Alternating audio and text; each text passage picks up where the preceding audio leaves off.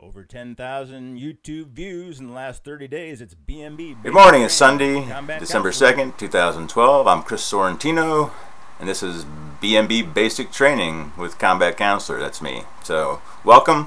And I told you last week that we're going to talk about values this week, but I got a question from one of my followers that I want to expand upon, because I really couldn't expand upon it too much on Twitter or on Facebook. And his question was in response to one of my tweets, which was, battling anxiety, depression, don't fight it, walk off the battlefield and change the way you relate to it. Acceptance is key. Be resilient.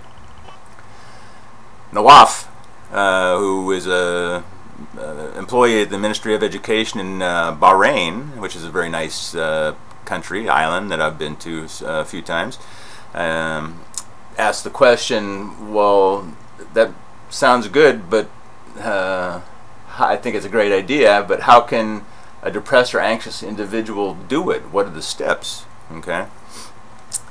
And so I figured I'd answer that question, and it will also provide a good synopsis of what I've talked about so far in the past 11 episodes. So, to answer Nawaf's question, what are the steps to walking off the battlefield rather than fighting anxiety and depression? It all boils down to stay present, be resilient, and stay the course. Okay, so I'm going to summarize this as succinctly as possible because it's a lengthy process, but it's really very simple. So the first thing, stay present. You need to learn how to bring yourself into the present moment. Okay, and we do that through meditation, mindful meditation. Practice every day, 15 to 30 minutes, once or twice a day. It takes a while to develop a habit, but practice makes it effective. And with the practice, you get so good at it that over time you're able to spend more and more time in the present moment. You'll never get there completely. You can't spend 100% of your time in the present moment. It's impossible. The less time you're worrying about the past, ruminating about the past, or worrying about the future, the more time you're in the present moment, the more opportunities you have to act effectively. Okay. So the second thing we teach, or I teach, is to focus on the body. Alright, so that's where the body, mind, behavior therapy title comes in. If you're not taking care of your body, you're not going to be doing well psychologically or physically. Okay, so proper diet, proper exercise, proper sleep. Okay, we look at all those things and make sure that you're not doing anything that's going to drag you down or affect you psychologically or physically. So you have to start at the bottom, and taking care of your body is the basis of this therapy. Besides the mindful meditation. Okay, so now you're learning to focus on the present moment. You're taking care of your body. Next thing we do is teach you some resilience skills, ways to be more resilient. Do it through metaphor and paradox in therapy. But basically, it's teaching you to just look at your thoughts as thoughts. Okay, because that's all they are, is thoughts. We have thoughts, we have emotions, we have physical sensations, we have people interrupting our lives and putting us in situations.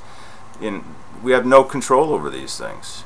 Okay, so all we can do is accept them. I mean, if you're in a situation somebody's trying to hurt you, you're obviously going to do something and defend yourself. And there are many things in life that we can control. But when we're talking about these physical sensations, these thoughts, these emotions that really regulate our emotions, like anxiety and depression, we can just accept them. We're in the present moment. Okay? Bring yourself in the present moment. Take a deep breath. And then say, okay, thank you, mind, for that thought, but I'm not going to do that, whatever that is. Okay. So having the ability to focus on the present and have the presence of mind to be able to just accept that physical sensation. Oh, my heart's fluttering. Am I having a heart attack? No, you're not having a heart attack probably. You're probably having your heart's fluttering. You're getting anxious. You may be having a panic attack. Okay. You don't need to react to that. You can say, okay, thank you, body, for that sensation. Thank you, mind, for that thought. Thank you for that emotion. Okay, emotions come and go. Thoughts come and go. Physical sensations come and go. You start paying attention to them and focusing on them and getting all caught up in them, you're going to go drive yourself crazy. You're going to have anxiety. You're going to have depression. Okay, so that's the be resilient part. Okay, is understanding that they're just thoughts, they're just emotions, they're just physical sensations, and we cannot control them. The more you try and control them, the harder they come back, the bigger they come back. That's been proven in research. I've told you that on several occasions. So you learn to be more resilient, okay? And taking care of your body is part of resilience, and accepting and not judging thoughts, emotions, physical sensations, etc. And there's other ways that I teach you to do that, but I'm not going to go into detail about that here. You get the gist. The final step is stay the course. And when I say stay the course, I'm meaning that you define your values. Most people don't have any idea what their values are. Mine are selflessness, loyalty, integrity, compassion, excellence, dignity, and respect. Okay, I know mine cold. I know what they mean to me. So, for example, when I'm in a situation where I might be tempted to do something that I shouldn't do, okay, because I have the skills, bring myself into the present moment, right? I have those resilient skills built up already. I say, okay, that's just a thought. For example, let's say that I want to shoot up heroin. Okay, I've never done heroin, but let's say, oh, a thought comes into my mind. Ooh, I'm not feeling very good. Maybe some heroin would help, you know. And so I think I'm going to go buy some heroin and shoot up heroin. I can say, take a deep breath. Thank you, mind, for that thought. Or even if I was a heroin addict, you know, that would make it even more difficult. Take a deep breath. Thanks for that thought. Okay.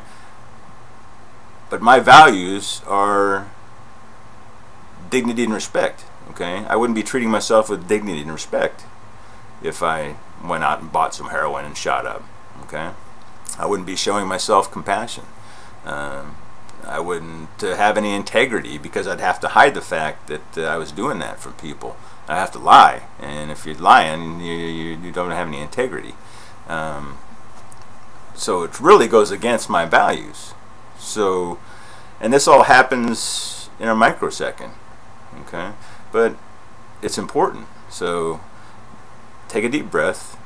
You have those resilient skills you've built up. You have your values defined. You know them cold. So in that split second, you say, thank you, mind, for that thought. I think I'm going to go play golf instead. Or I'm going to go wash the dishes. Or I'm going to go hug my wife. Or I'm going to go play with my kids. Something where you're acting in accordance with your values. Okay. And then the final part of therapy, really, and is commitment. Is making a commitment to act this way. Because if you make this commitment to yourself, that's okay, and that's good. You have to do that. You have to be committed to yourself, but you have to make that commitment publicly, okay, to your friends, to your spouse, to your kids, whoever. You do it on YouTube, you do it on Twitter, whatever. You just let people know, someone know, it doesn't have to be everybody, but let someone know, hey, I'm committed to these values, and this is the way I'm going to be acting from now on. Okay? And then do it. Because if you make that public commitment, if you make a firm commitment, especially to somebody else, you're bound to do it. You're more likely to do it when the going gets tough. So that answers Nawaf's question in a nutshell. It's really very simple. I've been talking about this for 11 weeks, and I'm writing a book about it. And there's a lot of detail. I'm going to go with a lot more detail about it. I'm going to be using the metaphors and paradox much more in the book, and mindfulness exercises, things of that nature. It's going to have some CDs and DVDs that are going to come with it. So it's going to be much more comprehensive. But it's really a very simple process. It doesn't take a rocket scientist. You know, as a transporter, a transportation officer in the Air Force, it doesn't take a rocket scientist to move vehicles and airplanes and fix them and that kind of stuff. And this isn't rocket science either, so it's pretty simple stuff. And that's why it's so exciting, and that's why I'm teaching as many people as I can about it. And it will affect your life in a positive way. I guarantee it, if you make that commitment. So, thank you for your question, Nawaf. I plan on talking about values next week, so I plan on developing some resources for you to use in conjunction with the video, so that you can define your values, and I'll show you where those resources are and take you through them next week. So that's it for this week. This has been another episode of BMB Basic Training with Combat Counselor. Hope you got something out of it, and hope you have a great week. Stay present, be resilient, and stay the course. Combat Counselor out.